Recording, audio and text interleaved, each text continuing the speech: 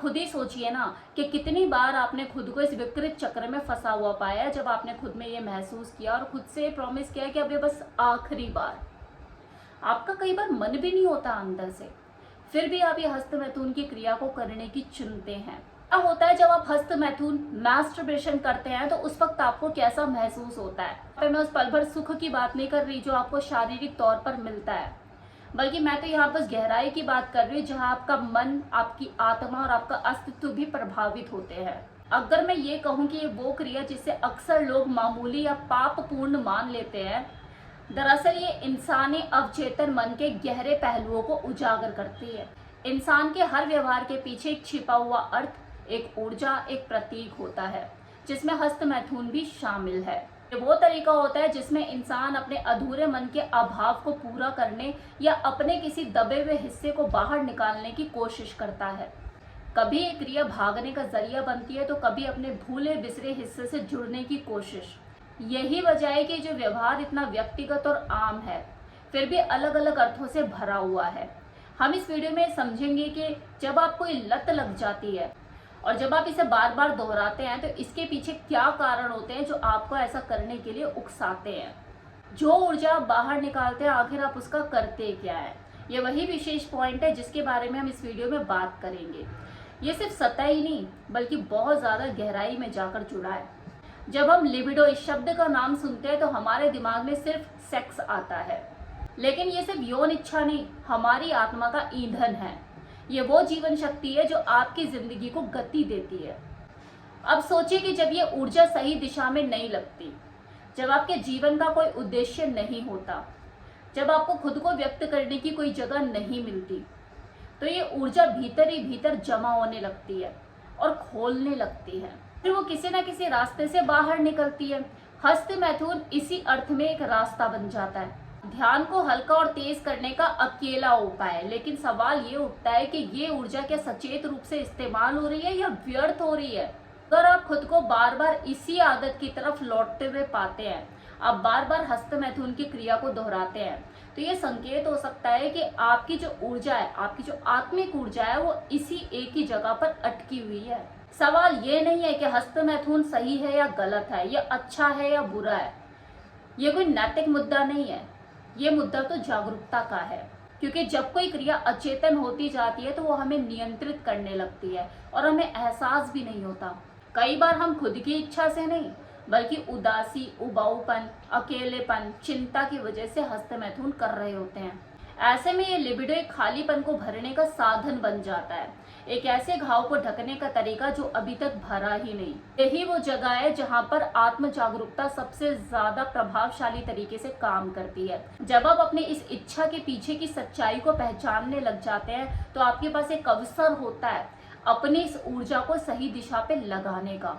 हस्त मैथुन एक राहत पाने का साधन मात्र नहीं होना चाहिए, बल्कि ये दोबारा से जुड़ने का एक रूप भी हो सकता है। लेकिन ये तभी संभव है जब आप अपनी इस लिबिडो को एक समस्या, एक शर्म नहीं बल्कि पवित्र सृजनात्मक जीवन शक्ति के रूप में देखें। अगर आप गहराई में जाओगे तो ये पाओगे कि लिबिडो ही आत्मा को कंपन देती है, तो ये आपकी जिंदगी का सबसे इम्पोर्टेंट तत्व है। अगर आप इस ऊर्जा को सही दिशा में लगाए तो ये सब कुछ बदल सकती है। देखिए, बचपन में ही बहुत कुछ दबा दिया जाता है, जिज्ञासा, कामुकता, चाहत या फिर गुस्सा, या और भी ऐसा बहुत कुछ जो कि गलत है, गंदा है, पाप है करके बताया जाता है। और हम अपने शरीर से ही अपनी इच्छाओं से शर्मिंदा होना सीख जाते हैं। लेकिन जो दबाया जाता है ना, वो कभी खत्म नहीं होता, वो गायब नहीं होता। जब ये अपराध बोध से या अचानक उठे आवेग से या जल्दबाजी में किया जाता है तो कहीं ना कहीं ये आपका वही छिपा हुआ, दबा हुआ हिस्सा निकलकर बाहर आने की कोशिश कर रहा होता है। आपको बस इस हस्त मैथुन के पीछे की जो इच्छा है, ये जो कल्पना है, ये जो आवेग, इसको समझने की जरूरत है कि आखिर ये आया कहाँ से। और जब आप उस कारण को पहचान जाते हैं, उस जड़ को पहचान जाते हैं, तो आप ये तय कर पाते हैं कि अब इसके साथ आपको क्या करना है। तो जब भी आपके भीतर से यह आवेग उठे और आपका हस्त मैथुन करने का मन करे, तो इसके पीछे की वजह को पहचानो कि क्या ये आपका कोई दबा हुआ वो विशेष हिस्सा वो निकल कर बाहर आ रहा है या सच में आपकी शारीरिक जरूरत है। हमारा मन उतना सीधा नहीं चलता जितना लगता है। हमारी इतनी ऐसी हरकतें जो कि हम बिना सोचे समझे बस अपने आप यूं ही कर डालते हैं, उसकी जड़ें मनोभूमि में कहीं गहराई में जाकर जुड़ी हुई होती है। खुद ही सोचिए ना कि कितनी बार आपने खुद को इस विकृत चक्र में फंसा हुआ पाया जब आपने खुद में ये महसूस किया और खुद से प्रॉमिस किया कि अब ये बस आखिरी बार। आपका कई बार मन भी नहीं होता अंदर से, फिर भी आप ये हस्तमैथुन की क्रिया को करने की चुनते हैं। ये वही कोई भावनात्मक घाव हो सकता है जो आपको अपनी दबी हुई किशोर अवस्था के दौरान मिला हो, जब एक बच्चे ने आप खुद को ये महसूस किया हो कि यार मुझे त्याग दिया गया है, या फिर वो युवा जिसे अपने शरीर को व्यक्त करने की सजा मिली थी। ये हिस्से कभी भी मरते नहीं है, ना मिटते हैं, ये बस दबे रह जाते हैं और टाइम पर आकर निकलते हैं। फिर आपको अपने हिसाब से चलाने लग जाते हैं। ये हस्तमैथुन उसी अकेलेपन, उसी रिजेक्शन से लड़ने का एक कुछ लोगों के लिए तरीका बन जाता है और वो इसे बार बार दोहराते रहते हैं। मैस्टरबेशन हर बार यौन इच्छा से जुड़ा हुआ नहीं होता है, यह अक्सर अनसुने दर्द को सुनने की कोशिश भी होती है। इस सिचुएशन में आप खुद से पूछिए कि आप किस चीज से भाग रहे हैं। ये डर, ये खालीपन, ये बेचैनी कहाँ से आ रही है। जब आप ये समझ लेते हैं, आप कोई कमजोर, कोई अजीब, कोई बुरे इंसान नहीं, बल्कि एक ऐसा गुण जो आपके भीतर है जिसे आपने कभी स्वीकार नहीं किया है। जब आप इस चीज को समझ लेते हैं, तभी से परिवर्तन शुरू होता है।